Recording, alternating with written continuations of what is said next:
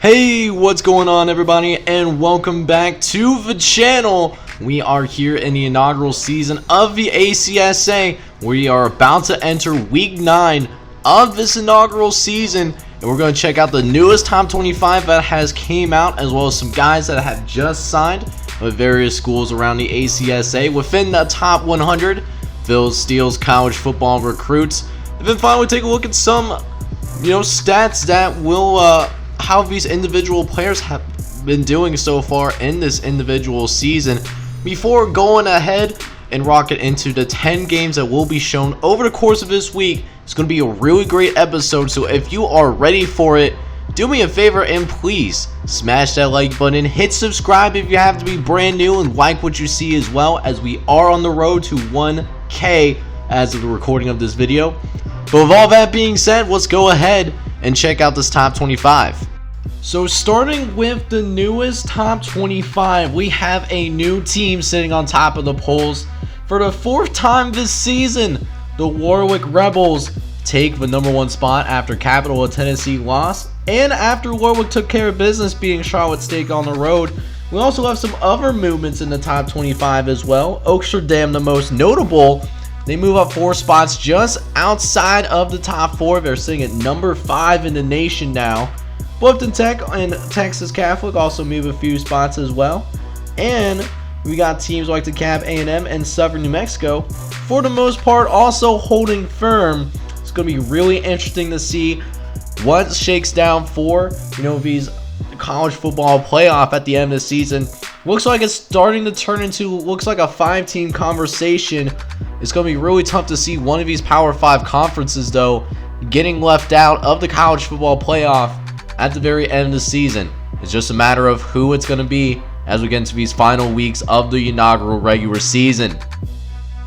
Up next, we have the second tier of top 25 teams in the ACSA top 25. And we got some surprises here, both good and bad. Coastal Alabama at number 14 in the nation is going to actually have the biggest drop of the week. They fall 6 spots in the ACSA top 25 down to number 14. On the other hand, though, the Iroquois Eagles, man, they, after an impressive win over Southfield, they move up 4 spots themselves, getting up to number 16 in the nation. They might put themselves as a potential dark horse. We just might have to wait and see, though. But things are certainly looking good for the Eagles from the Big North Conference. On the other hand, though, got teams like Little Rock who are staying in place, still at number 10 in the country. David Crockett, Hayes, and Seattle also making big jumps themselves. They each move up 4 spots as well. David Crockett and Hayes representing the Big Southwest Conference, whereas the Seattle College Cascades represent the second team, at least second highest rated team in the ACSA top 25, for this week 9 preview. And now here is the list of the remaining teams in the ACSA top 25.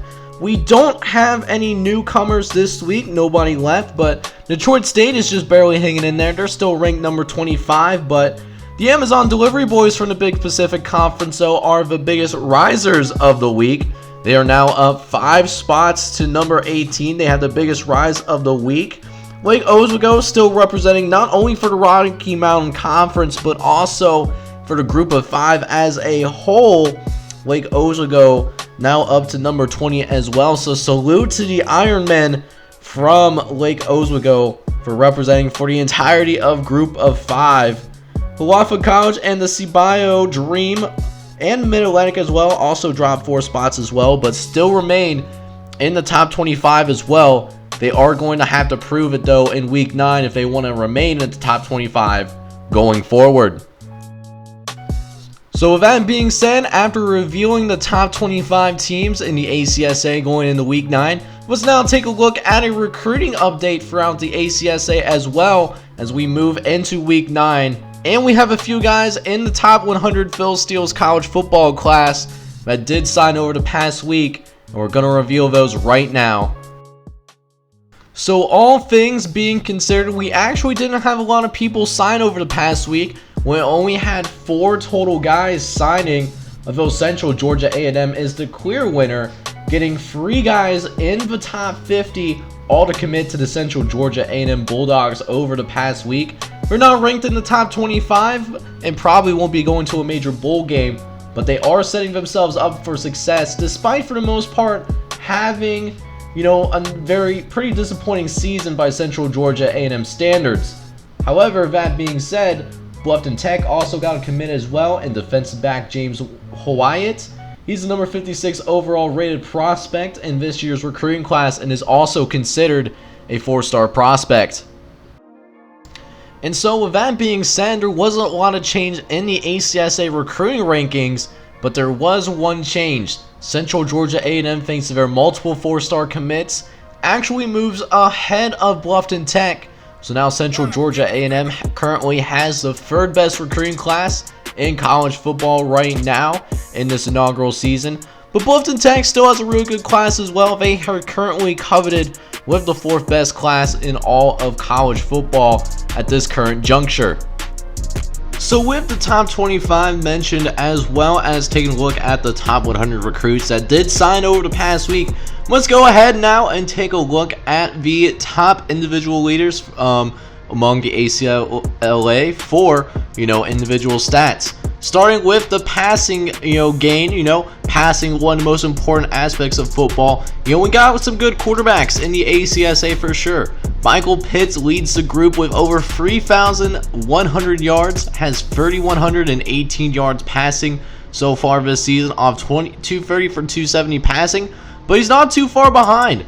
Antoine Crouch is another freshman quarterback who has also eclipsed the 3,000 yard mark already, with 3,098 yards, actually only 20 yards behind from leading the league in passing yards. And then Darius Roberts has also done pretty darn good himself, 2,957 yards so far in the ACSA. Meanwhile, in completion percentage, a lot of backup quarterbacks coming up in here over the course of the season, and a lot of them are, just 1 for 1, 3 for 3, so I'm not going to worry about them. Logan Rachel has more than 100 passing attempts and leads the league still with a 90% completion percentage. He has been very efficient so far this season, still has not thrown a single interception. Same thing could be said about Joe Moore to a degree. He's a senior playing at Southern New Mexico over in the Big Southwest Conference. Joe Moore has an 86.3% completion percentage and has only thrown 1 interception so far this season. Finally, again, Michael Pitts strikes again, number 3 in completion percentage at 85.2%. He also leads the league, like I said, in passing yards as well. So very efficient with his 270 passing attempts for sure. A very impressive year. Now, in terms of passing touchdowns, we still have a different bunch up in here. Darius Roberts is still a guy that, is close to the league actually. He has 25 touchdowns versus 3 interceptions so far this season and is second in the ACSA in passing touchdowns. Xavier Toback still reigns on top. He has been reining in just a little bit, but he's still having a very impressive season so far. Has 28 touchdowns and has only thrown 1 interception. Some very good stuff. Meanwhile, Sugar Land State quarterback Jonathan Cooper, he's probably the most gunslinger-like. He's 3rd in the ACSA in passing touchdowns with 20 TDs thrown so far this year.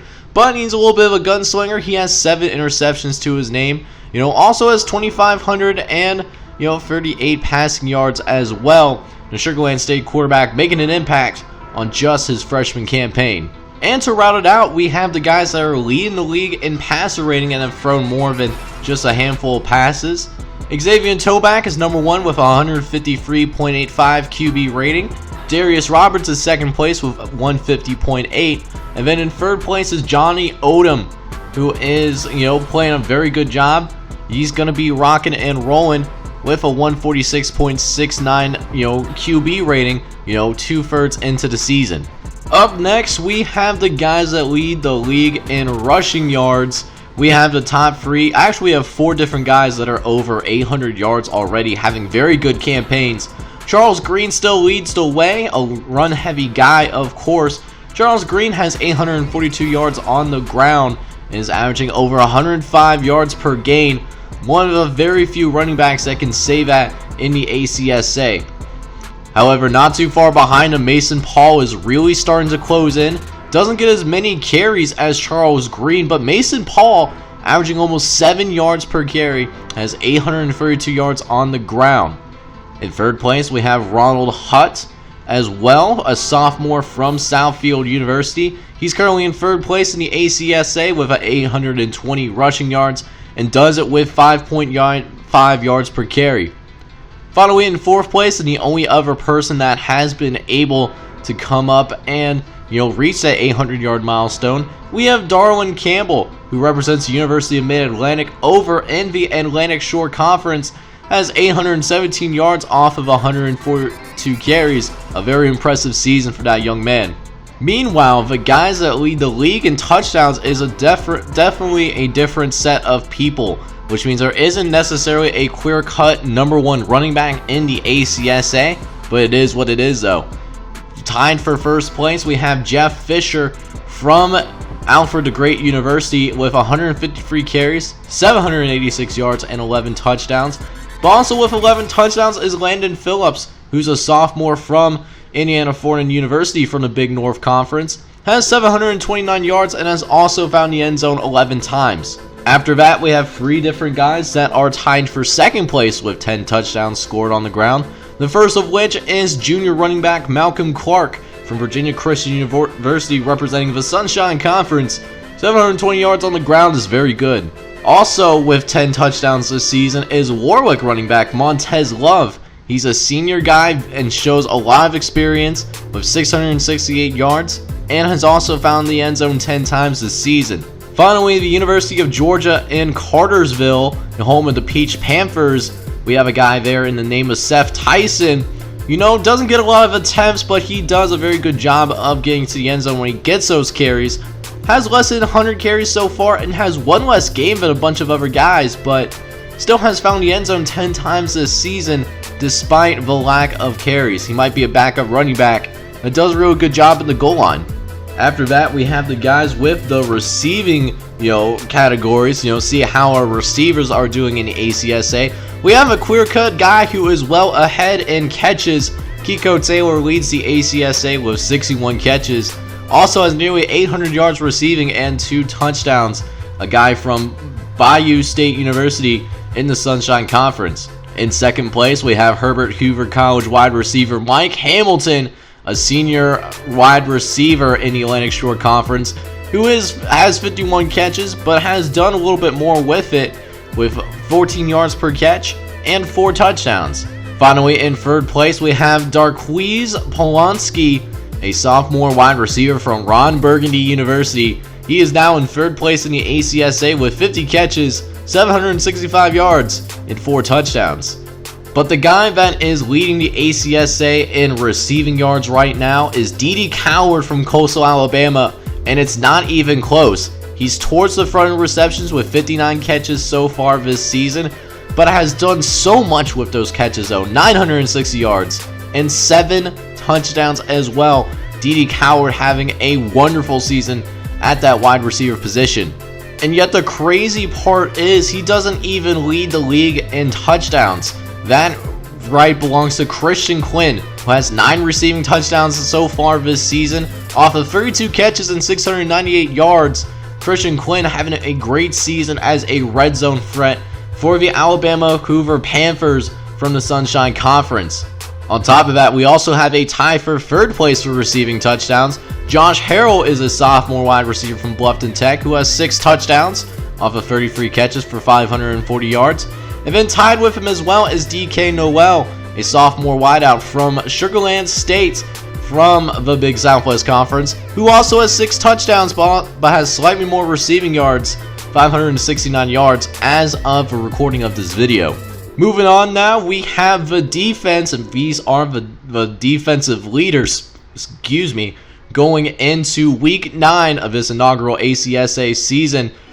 First up, we have Taquan Ritter, a true freshman defensive lineman from southwestern New Mexico, who is in the Stars and Stripes Conference, leads the entire ACSA with 63 total tackles so far this season. In second place, we have another defensive lineman from the Stars and Stripes Conference. We have Leroy George, who is in second place with 59 total tackles as well. also has a couple sacks to his name as well.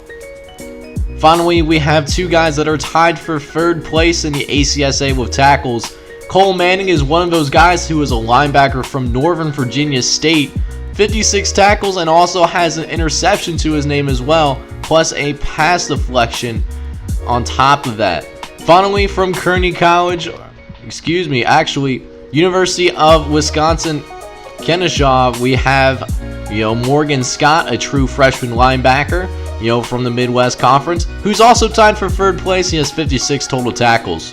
Moving on to the sack leaders now, we have Willie Key, a true freshman linebacker who has done a phenomenal job of getting to the quarterback so far this season. He has 9 sacks already, but also has 48 tackles, an interception, and that interception also was returned for a touchdown as well. Willie Key having a great freshman campaign for the Rugby Boilermakers. After that, we have a 4-way tie for second place in the ACSA when it comes to sacks. Rashawn Hawkins from University of Northern Virginia, Michael Sexton from the Utah Valley Christian Mormons, an independent school who also has 8 sacks. Nazareth linebacker Chris Warner, a sophomore linebacker in the Big Southwest Conference with 8 sacks. And then finally, Ted Atkins, a linebacker from the capital of Tennessee with 8 sacks as well. All of these guys making big impacts for their squads as we're closing in on the last few games of the regular season. Up next, we now have the interception leaders, and Michael Shurik from the University of Texas Catholic has 5 total interceptions to his name so far. He's also kind of got it done with help, has 20 tackles, and the crazy thing is he leads the ACSA, only playing 6 games so far, 2 games less than many of the people chasing him down right now. Speaking of the people that are chasing him, there are a lot of guys that are tied in second place with 4 interceptions. We have Hanover defensive back Drew Price from the Atlantic Shore Conference with 4 interceptions.